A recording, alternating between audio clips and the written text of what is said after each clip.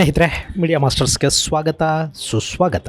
ಗೆಳೆಯರೆ, ಚುನಾವಣೆಯ ಹೊಸ್ತಿಲಲ್ಲಿರೋ ಪಾಕಿಸ್ತಾನ ತಾನು ಪ್ರಜಾಪ್ರಭುತ್ವದ ದೇಶ ಆಗೋ ಕಡೆಗೆ ಹೊರಟಿದ್ದೀನಿ ಅನ್ನೋದನ್ನ ತೋರಿಸ್ಕೊಳ್ಳೋದಕ್ಕೆ ಹೋಗ್ತಾ ಇದೆ. ಅಲ್ಲಿನ ಮೂಲಭೂತವಾದದ ನಡುವೆನೆ ಅಲ್ಲಿನ ಟ್ರೈಬಲ್ ಏರಿಯಾದಲ್ಲಿ ಶರಿಯಾ ಕಾನೂನುಗಳು ಜಾರಿಯಾಗಬೇಕು ಅಂತ ಬಯಸ್ತಾ ಇರೋ ಪ್ರದೇಶದಲ್ಲಿ ಪಾಕಿಸ್ತಾನದ ಇತಿಹಾಸದಲ್ಲೇ ಮೊದಲ ಬಾರಿಗೆ ಅನ್ನೋ ಹಾಗೆ ಹಿಂದೂ ಮಹಿಳೆಯೊಬ್ಬರು ಚುನಾವಣೆಗೆ ಸ್ಪರ್ಧಿಸ್ತಾ ಇದ್ದಾರೆ. ಅಲ್ಲಿನ ರಾಜಕೀಯ ಪಕ್ಷವೊಂದು ಈ ಬಾರಿ ಹಿಂದೂ ಮಹಿಳೆಯನ್ನ ಚುನಾವಣಾ ಕಣಕ್ಕಿಳಿಸುವ ಮೂಲಕ ಅಚ್ಚರಿಯ ಬೆಳವಣಿಗೆಗೆ ಕಾರಣ ಆಗ್ತಾ ಇದೆ. ಹಾಗಾದ್ರೆ ಸದಾಕಾಲ ಅಲ್ಪಸಂಖ್ಯಾತರ ದಮನದ ಮೂಲಕವೇ ಕುಖ್ಯಾತಿಯನ್ನು ಪಡ್ಕೊಂಡು ಪಾಕಿಸ್ತಾನದಲ್ಲಿ ಚುನಾವಣೆಗೆ ಸ್ಪರ್ಧಿಸ್ತಾ ಇರೋ ಆ ಅಲ್ಪಸಂಖ್ಯಾತ ಮಹಿಳೆ ಆದ್ರೂ ಯಾರು? ಅದರಲ್ಲೂ ಕಟ್ಟರ್ ಮತೀಯವಾದಿಗಳು ಹಾಗೂ ತೆಹ್ರಿಕಿ ತಾಲಿಬಾನಿಗಳಿರೋ ಪ್ರದೇಶದಲ್ಲಿ ಆಕೆ ಚುನಾವಣೆಗೆ ನಿಲ್ತಾ ಇರೋದು ಹೇಗೆ ಅನ್ನೋದ್ರ ಬಗ್ಗೆ ಒಂದಷ್ಟು ಮಾಹಿತಿಯನ್ನ ನಾವಿಲ್ಲಿ ನೋಡೋಣ.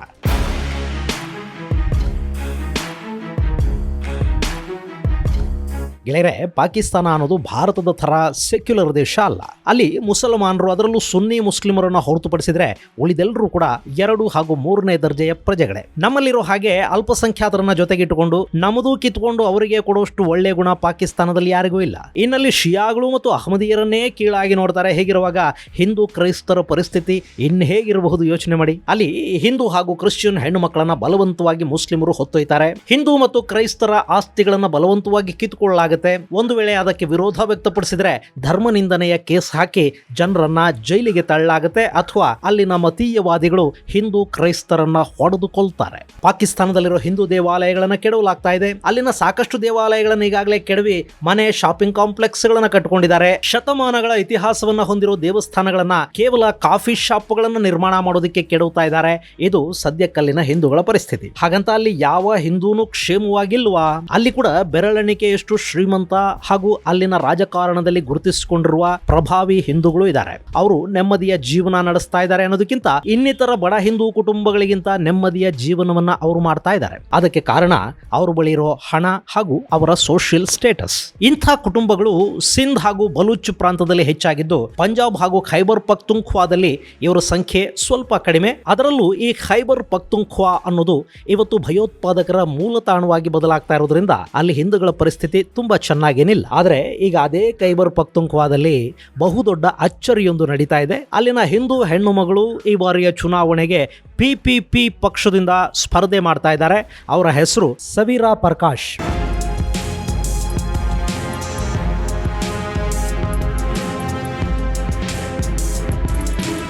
ಸವೀರಾ ಪ್ರಕಾಶ್ ವೃತ್ತಿಯಲ್ಲಿ ವೈದ್ಯೆ. ಆಕೆಯ ತಂದೆ ಓಂ ಪ್ರಕಾಶ್ ಕೂಡ ಖೈಬರ್ ಪಖ್ತೂನ್ಖ್ವಾದ ಬುನೇರ್ನಲ್ಲಿ ಖ್ಯಾತ ವೈದ್ಯರಾಗಿದ್ದರು. ಅವರು ಕಳೆದ 35 ವರ್ಷಗಳಿಂದ, ಅಂದ್ರೆ ಬೆನಜೀರ್ ಭುಟ್ಟೋ ಪಾಕಿಸ್ತಾನ್ ಪೀಪಲ್ಸ್ ಪಾರ್ಟಿಯ ಅಧ್ಯಕ್ಷರಾಗಿದ್ದ ಕಾಲದಿಂದ ಕೂಡ ಪಕ್ಷದ ಜೊತೆ ಒಡನಾಟವನ್ನು ಇಟ್ಕೊಂಡಿದ್ರು. ಹೀಗಾಗಿ ಅವರ ಮಗಳಿಗೀಗ ಪಕ್ಷದ ಟಿಕೆಟ್ ಸಿಗ್ತಾ ಇದೆ.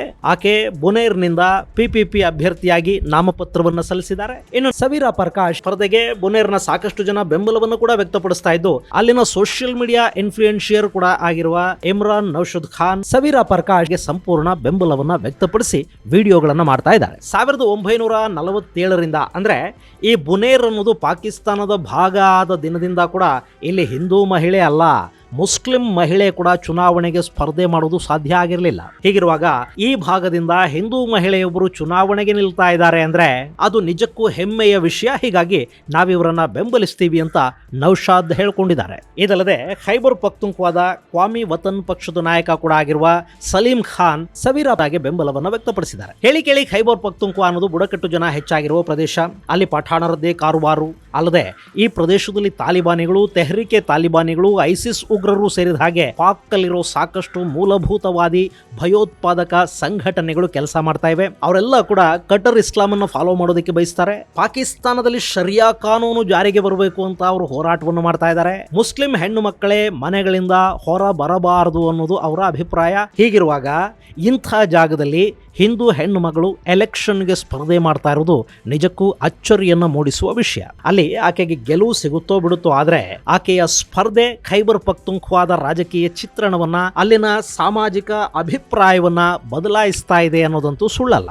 ಇನ್ನು ಈ ಸವೀರಾ ಅಬೋಟಾಬಾದ್ನ ಇಂಟರ್ನ್ಯಾಷನಲ್ ಮೆಡಿಕಲ್ ಕಾಲೇಜಿನಿಂದ ಪದವಿಯನ್ನು ಪಡ್ಕೊಂಡಿದ್ದಾರೆ. ಅಲ್ಲದೆ ಸಮಾಜ ಸೇವೆಯಲ್ಲಿ ತೊಡಗಿಸಿಕೊಂಡಿರೋ ಈ ಸವೀರಾ ಪ್ರಕಾಶ್ ಖೈಬರ್ ಪಖ್ತೂನ್ಖ್ವಾದ ಗ್ರಾಮೀಣ ಭಾಗದಲ್ಲಿನ ಜನರ ಆರೋಗ್ಯದ ಬಗ್ಗೆ ವಿಶೇಷ ಕಾಳಜಿಯನ್ನು ವಹಿಸಿ ಕೆಲಸ ಮಾಡ್ತಾ ಇದ್ದಾರೆ. ಇನ್ನು ಈಗ ಚುನಾವಣೆಗಳಲ್ಲಿ ಸ್ಪರ್ಧಿಸಿ ನಾಳೆ ಆರಿಸಿ ಬಂದರೂ ಕೂಡ ತಮ್ಮ ಸಮಾಜಮುಖಿ ಕಾರ್ಯಗಳನ್ನ ಮುಂದುವರಿಸುವುದಾಗಿ ಸವೀರಾ ಪ್ರಕಾಶ್ ತಿಳಿಸಿದ್ದಾರೆ. ಇಲ್ಲಿ ಈ ಸವೀರಾ ತಾವಾಗೆ ಚುನಾವಣೆಯನ್ನು ಎದುರಿಸ್ತಾ ಇಲ್ಲ, ಬದಲಾಗಿ ಪಿಪಿಪಿ ಪಕ್ಷದ ನಾಯಕರು ಇವರ ಸ್ಪರ್ಧೆಗೆ ಒತ್ತಾಯ ಮಾಡಿದ್ರು. ಹೀಗಾಗಿ ಓಂ ಪ್ರಕಾಶ್ ಮಗಳು ಚುನಾವಣೆಗೆ ಸ್ಪರ್ಧಿಸುವುದಕ್ಕೆ ಒಪ್ಪಿಗೆಯನ್ನು ಕೊಟ್ಟರು ಅನ್ನೋ ಮಾಹಿತಿಯನ್ನ ಡಾನ್ ಪತ್ರಿಕೆ ಹೊರ ಹಾಕ್ತಾ ಇದೆ. ಗೆಳೆಯರೆ, ಇಲ್ಲಿ ನಾನು ಪದೇ ಪದೇ ಓಂ ಪ್ರಕಾಶ್ ಅಂತ ಹೇಳ್ತಾ ಇದ್ದೀನಿ. ಅವರ ಹೆಸರು ಓಂ ಪ್ರಕಾಶ್, ಆದ್ರೆ ಪಾಕಿಸ್ತಾನದ ಆಕ್ಸೆಂಟ್ ಅಲ್ಲಿ ಅದು ಓಂ ಪ್ರಕಾಶ್ ಆಗಿದೆ ಮತ್ತು ಅಲ್ಲಿನ ದಾಖಲೆಗಳಲ್ಲಿ ಅವರ ಹೆಸರನ್ನ ಬರೆಯುವಾಗ ಕೂಡ ಇಂಗ್ಲಿಷ್ ಅಲ್ಲಿ ಅದನ್ನ ಪ್ರಕಾಶ್ ಅಂತಲೇ ಬರೆದಿರೋದ್ರಿಂದ ಅವರ ಹೆಸರಲ್ಲಿ ಪ್ರಕಾಶ್ ಅಂತಲೇ ಕರೆಯಲ್ಪಡ್ತಾ ಇದೆ. ಸೊ ನಾನು ಕೂಡ ಅದೇ ಹೆಸರನ್ನಲ್ಲಿ ಹೇಳ್ತಾ ಇದ್ದೀನಿ.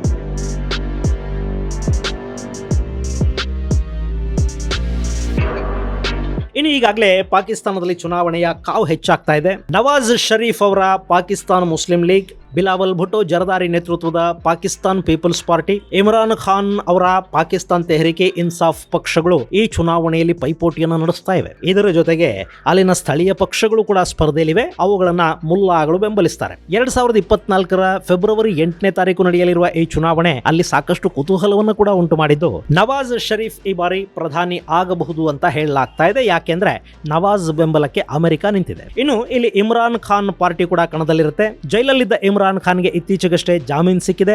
ಹಾಗೆ ಇಮ್ರಾನ್ ವಿರುದ್ಧ ಅಲ್ಲಿನ ಸೇನೆಗೆ ಸಿಟ್ಟು ಕೂಡ ಇದೆ. ಹೀಗಾಗಿ ಮೊನ್ನೆ ಅಷ್ಟೇ ಕೈಪರ್ ಕೇಸಲ್ಲಿ ಬೇಲ್ ಮೇಲೆ ಬಿಡುಗಡೆಯಾಗಿದ್ದ ಪಾಕಿಸ್ತಾನದ ಮಾಜಿ ವಿದೇಶಾಂಗ ಸಚಿವ ಶಾ ಮೊಹಮ್ಮದ್ ಖುರೇಶಿ ಅವರನ್ನ ಪಾಕಿಸ್ತಾನದ ಪೊಲೀಸರು ಮತ್ತೆ ಬಂಧಿಸಿದ್ದಾರೆ. ಇದೆಲ್ಲವನ್ನ ನೋಡ್ತಾ ಇದ್ರೆ ಅಲ್ಲಿ ಸೇನೆ ಚುನಾವಣೆಯನ್ನ ಹೈಜಾಕ್ ಮಾಡಿಬಿಡುತ್ತಾ ಅನ್ನೋ ಕುತೂಹಲ ಕೂಡ ಮೂಡದೇ ಇರೋದಿಲ್ಲ. ಯಾಕೆಂದ್ರೆ ಪಾಕಿಸ್ತಾನದಲ್ಲಿ ಯಾರು ಮುಖ್ಯಮಂತ್ರಿ ಆಗಬೇಕು, ಯಾವ ಸರ್ಕಾರ ರಚನೆ ಆಗಬೇಕು ಅನ್ನೋದನ್ನ ನಿರ್ಧಾರ ಮಾಡುವುದು ಅಲ್ಲಿನ ಮತದಾರ ಅಲ್ಲ, ಬದಲಿಗೆ ಅಲ್ಲಿನ ಸೇನೆ. ಇನ್ನು ಮೊನ್ನೆ ತಾನೇ ಅಲ್ಲಿನ ಸೇನಾಧಿಕಾರಿ ಅಮೆರಿಕಾಗೆ ಹೋಗಿ ಬಂದಿದ್ದಾರೆ. ಅಲ್ಲಿ ಅಮೆರಿಕ ಏನ್ ಹೇಳಿ ಕಳುಹಿಸಿದೆ ಅನ್ನೋದ್ರ ಮೇಲೆ ಈ ಬಾರಿ ಪಾಕಿಸ್ತಾನದ ಚುನಾವಣೆಯ ಫಲಿತಾಂಶ ಆಧಾರಪಟ್ಟಿರುತ್ತೆ.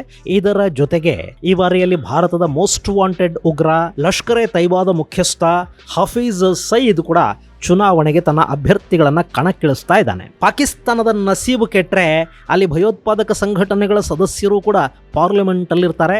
ಇದೆಲ್ಲದರ ನಡುವೆ ಅಲ್ಲಿನ ಚುನಾವಣೆಗಳ ಮೇಲೆ ಚೈನಾ ಹಾಗೂ ರಷ್ಯಾಗಳ ಪ್ರಭಾವ ಎಷ್ಟಿರುತ್ತೆ ಅನ್ನೋದು ಕೂಡ ಈಗ ಕುತೂಹಲಕ್ಕೆ ಕಾರಣವಾಗ್ತಾ ಇರೋ ಅಂಶ.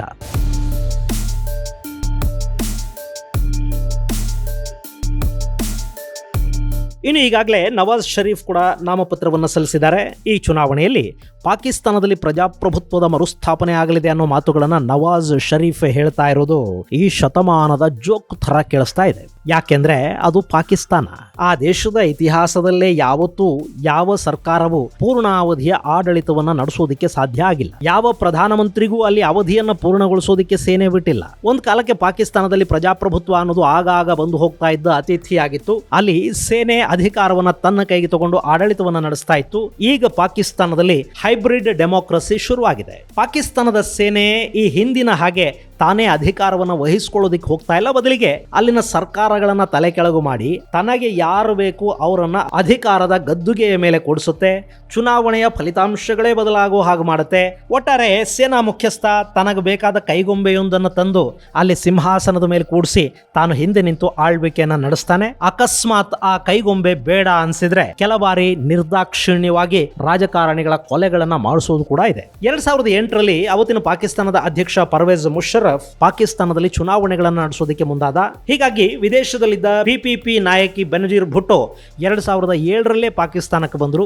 ಆಕೆ ಅಲ್ಲಿ ಅಬ್ಬರದ ಪ್ರಚಾರವನ್ನು ಶುರು ಮಾಡಿದ್ರು. ಹೀಗಾಗಿ ಇಡೀ ಪಾಕಿಸ್ತಾನ ಆಕೆಯ ಬೆಂಬಲಕ್ಕೆ ನಿಂತುಕೊಂಡು ಬಿಡುತ್ತೆ ಅನ್ನೋದು ಖಾತ್ರಿ ಆಗ್ತಾ ಹೋಯ್ತು. ಆದ್ರೆ ಚುನಾವಣಾ ಪ್ರಚಾರ ನಡೀತಿರುವಾಗಲೇ ಡಿಸೆಂಬರ್ 27, 2007ರಂದು ಕರಾಚಿಯಲ್ಲಿ ಬೆನಜೀರ್ ಭುಟ್ಟೋ ಅವರನ್ನ ಪ್ರಚಾರ ಸಭೆಯಲ್ಲೇ ಬಾಂಬ್ ಬಿಟ್ಟು ಕೊಲ್ಲಾಯಿತು. ಅಲ್ಲಿಗೆ ಆಕೆ ಕಥೆ ಮುಗಿದು ಹೋಯಿತು. ಆನಂತರ ಅಲ್ಲಿ ಪಿಪಿಪಿ ಸಂಪೂರ್ಣ ಬಹುಮತವನ್ನು ಪಡೆದೇ ಇದ್ರು ಸರ್ಕಾರವನ್ನು ರಚನೆ ಮಾಡಿತು. ಯೂಸುಫ್ ರಾಜಾ ಗಿಲಾನಿ ಪ್ರಧಾನಿ ಆದ್ರು. ಅವರಾದ್ರೂ 5 ವರ್ಷಗಳ ಕಾಲ ಅಧಿಕಾರವನ್ನು ಪೂರೈಸ್ತಾರೆ ಅಂದ್ರೆ ಅದು ಕೂಡ ಸಾಧ್ಯ ಆಗಲಿಲ್ಲ. ಹೆಚ್ಚಾದ ಭಯೋತ್ಪಾದನೆ ಅವರನ್ನ ಕಿತ್ತು ತಿನ್ನೋದಕ್ಕೆ ಶುರು ಮಾಡ್ತು. ಹೀಗಾಗಿ ಪಾಕ್ ಅಲ್ಲಿ ಗಿಲಾನಿ ಸರ್ಕಾರ ಪೂರ್ಣಾವಧಿಯನ್ನು ಮುಗಿಸೋದಕ್ಕೆ ಸಾಧ್ಯ ಆಗಲಿಲ್ಲ.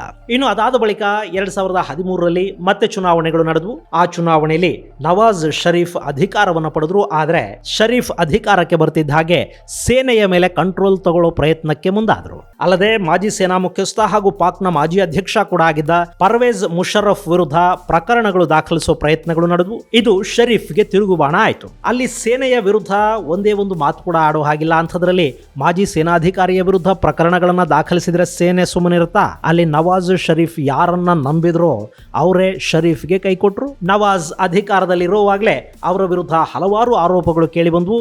ಅಲ್ಲಿ ನವಾಜ್ ವಿರುದ್ಧ ಸೇನೆ ತಿರುಗಿಬಿತ್ತು. ಪ್ರಧಾನಿಯ ವಿರುದ್ಧ ಕೇಸುಗಳು ದಾಖಲಾದವು. ಅವರ ಮಗಳು ಮರಿಯಂ ನವಾಜ್ ಕೂಡ ಜೈಲಿಗೆ ಹೋಗಬೇಕಾಗಿ ಬಂತು. ಅಷ್ಟರಲ್ಲಿ ಇಮ್ರಾನ್ ಖಾನ್ ಸೇನೆಯ ಮುದ್ದಿನ ಕೂಸಾಗಿ ಬದಲಾಗಿದ್ದ. ಆತ ಪದೇ ಪದೇ ನವಾಜ್ ಶರೀಫ್ ವಿರುದ್ಧ ಮಾತಾಡೋದಕ್ಕೆ ಶುರು ಮಾಡಿದ್ದ ಮತ್ತು ಪಾಕಿಸ್ತಾನದಲ್ಲಿ ಚೈನಾ ಮಾಡೋದಕ್ಕೆ ಹೋಗ್ತಾ ಇದ್ದ ಸಿಪೆಕ್ ಯೋಜನೆ ಏನಿತ್ತು ಅದನ್ನ ತೀವ್ರವಾಗಿ ಇಮ್ರಾನ್ ಖಾನ್ ವಿರೋಧಿಸ್ತಾ ಇದ್ದ. ಆತನಿಗೆ ಕ್ರಿಕೆಟ್ ಹಿನ್ನೆಲೆ ಬೇರೆ ಇತ್ತು, ಸೆಲೆಬ್ರಿಟಿ ಸ್ಟೇಟಸ್ ಇತ್ತು. ಹೀಗಾಗಿ 2018ರ ಚುನಾವಣೆಯಲ್ಲಿ ಪಾಕಿಸ್ತಾನದ ಸೇನೆ ಇಮ್ರಾನ್ ಖಾನ್ ನೇತೃತ್ವದ ತೆಹ್ರಿಕ್ ಇ ಇನ್ಸಾಫ್ ಪಕ್ಷದ ಪರ ಕೆಲಸ ಮಾಡಿತು. ಅಲ್ಲಿ ಮತಗಟ್ಟೆಗಳಲ್ಲಿ ರಿಗ್ಗಿಂಗ್ ನಡೀತು. ಸೇನೆನೇ ನಿಂತು ಇಮ್ರಾನ್ ಪರ ವೋಟ್ ಹಾಕಿಸ್ತು. ಇಷ್ಟೆಲ್ಲ ಆದ ನಂತರ ಕೂಡ ಅಧಿಕಾರಕ್ಕೆ ಒಂದಷ್ಟು ಸೀಟುಗಳು ಕಡಿಮೆ ಇದ್ವು. ಆಗ ಕೂಡ ಅವತ್ತಿನ ಪಾಕ್ ಸೇನೆಯ ಮುಖ್ಯಸ್ಥ ಜನರಲ್ ಬಜ್ವಾ ತಾವೇ ಮುಂದೆ ನಿಂತು ಒಂದಷ್ಟು ಮೂಲಭೂತವಾದಿ ಪಕ್ಷಗಳ ಜೊತೆ ಇಮ್ರಾನ್ ಖಾನ್ಗೆ ನಿಖಾ ಮಾಡಿಸಿದ್ರು. ಸೊ ಅಲ್ಲಿ ಇಮ್ರಾನ್ ಅಧಿಕಾರ ಆರಂಭ ಆಯಿತು. ಹೇಗೂ ಸೇನೆಯ ಬೆಂಬಲದೊಂದಿಗೆ ಅಧಿಕಾರಕ್ಕೆ ಬಂದಿರೋದು. ಹೀಗಾಗಿ ಇಮ್ರಾನ್ 5 ವರ್ಷಗಳ ಕಾಲ ಅಧಿಕಾರ ಪೂರೈಸ್ತಾರೆ ಅಂತ ಅಂದುಕೊಳ್ಳಾಯಿತು. ಆದರೆ ಪಾಕಿಸ್ತಾನದ ಸೇನೆಯ ವಿಷಯಕ್ಕೆ ಕೈ ಹಾಕಿ ಇಮ್ರಾನ್ ಕೈ ಸುಟ್ಕೊಂಡ್ರು. ಈ ಅಧಿಕಾರ ಅನ್ನೋದಿರುತ್ತೆ ನೋಡಿ, ಇದು ವಾಸ್ತವಿಕತೆಯನ್ನ ಮರೆಸಿ ಒಂದು ಅಮಲು ತಲೆಗೇರೋ ಹಾಗೆ ಮಾಡುತ್ತೆ. ಇಲ್ಲಿ ಇಮ್ರಾನ್ ಖಾನ್ ಕೂಡ ಪಾಕಿಸ್ತಾನದ ಇತಿಹಾಸವನ್ನ ಮರೆತು ಹೋದ್ರು. ತಮ್ಮನ್ನ ಅಧಿಕಾರದ ಗದ್ದುಗೆ ಮೇಲೆ ಕೂಡಿಸಿದ್ದು ಸೇನೆ. ತಾವು ಕೇವಲ ಕೈಗೊಂಬೆ ಅನ್ನೋದನ್ನ ಮರೆತು ಸೈನ್ಯದ ವಿರುದ್ಧ ಮಾತಾಡೋದಕ್ಕೆ ಶುರು ಮಾಡಿದ್ರು. ಸೇನಾ ಮುಖ್ಯಸ್ಥನನ್ನ ಬಿಟ್ಟು ತಾವೇ ನಿರ್ಧಾರಗಳನ್ನ ಕೈಗೊಳ್ಳೋದಕ್ಕೆ ಶುರು ಮಾಡಿದ್ರು. ಇದು ಸೇನೆ ಕೆರಳೋ ಹಾಗೆ ಮಾಡ್ತು. ಹೀಗಾಗಿ ಸೇನಾ ಮುಖ್ಯಸ್ಥ ಬಜ್ವಾ ಅಲ್ಲಿನ ಪ್ರತಿಪಕ್ಷಗಳು ಒಂದಾಗುವ ಹಾಗೆ ನೋಡಿಕೊಂಡ್ರು ಮತ್ತು ಇಮ್ರಾನ್ ಖಾನ್ ನನ್ನ ಪದಚ್ಯುತಗೊಳಿಸಿ ಶಹಬಾಜ್ ಶರೀಫ್ ನನ್ನ ಅಲ್ಲಿ ಅಧಿಕಾರಕ್ಕೆ ಏರಿಸಿದ್ರು. ಅಲ್ಲಿಗೆ ಇಮ್ರಾನ್ ಸರ್ಕಾರ ಕೂಡ 5 ವರ್ಷಗಳ ಅವಧಿಯನ್ನ ಪೂರೈಸೋದಕ್ಕೆ ಸಾಧ್ಯ ಆಗಲಿಲ್ಲ. ಹೀಗೆ ಪಾಕಿಸ್ತಾನದಲ್ಲಿ ಯಾವುದೇ ಚುನಾಯಿತ ಸರ್ಕಾರ ಕೂಡ 5 ವರ್ಷಗಳನ್ನು ಪೂರೈಸಬೇಕು ಅಂದ್ರೆ ಅಲ್ಲದಕ್ಕೆ ಸೇನೆಯ ಬೆಂಬಲ ಇದ್ದೇ ಇರಬೇಕಾಗುತ್ತೆ. ಸದ್ಯಕ್ಕೆ ನವಾಜ್ ಶರೀಫ್ ಅವರನ್ನ ಪ್ರಧಾನಿ ಮಾಡೋದಕ್ಕೆ ಇವತ್ತಿನ ಸೇನಾ ಮುಖ್ಯಸ್ಥ ಮುಲ್ಲಾ ಜನರಲ್ ಆಸಿಮ್ ಮುನೀರ್ಗೆ ಅಮೆರಿಕ ಹೇಳಿ ಕಳುಹಿಸಿದೆ.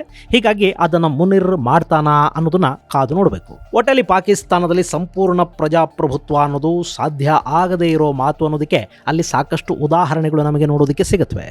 ಇಂಥ ಪಾಕಿಸ್ತಾನ ಈ ಬಾರಿ ಅಚ್ಚರಿ ಅನ್ನೋ ಹಾಗೆ ಹಿಂದೂ ಮಹಿಳೆಯನ್ನ ಚುನಾವಣೆಗೆ ಸ್ಪರ್ಧಿಸೋದಕ್ಕೆ ಬಿಡ್ತಾ ಇದೆ. ಅದರ ಫಲಿತಾಂಶ ಏನಾಗುತ್ತೆ ಅನ್ನೋದನ್ನು ಕೂಡ ನಾವಿಲ್ಲಿ ಕಾದು ನೋಡಬೇಕು. ಇದು ಗೆಳೆಯರೆ, ಪಾಕಿಸ್ತಾನದ ಚುನಾವಣೆಯಲ್ಲಿ ಹಿಂದೂ ಮಹಿಳೆಯೊಬ್ಬರು ಸ್ಪರ್ಧೆ ಮಾಡ್ತಾ ಇರೋದು ಹಾಗೂ ಪಾಕಲ್ಲಿ ಹೇಗೆ ಸೇನೆ ಸರ್ಕಾರವನ್ನು ತನ್ನ ತಾಳಕ್ಕೆ ತಕ್ಕ ಹಾಗೆ ಕುಣಿಸುತ್ತೆ ಅನ್ನೋದರ ಕುರಿತಾದ ಒಂದಷ್ಟು ಮಾಹಿತಿ. ಮುಂದಿನ ಸಂಚಿಕೆಯಲ್ಲಿ ಮತ್ತಷ್ಟು ವಿಶೇಷಗಳ ಜೊತೆ ಮತ್ತೆ ಭೇಟಿಯಾಗೋಣ. ಅಲ್ಲಿವರೆಗೆ ಜೈ ಹಿಂದ್, ಜೈ ಕರ್ನಾಟಕ.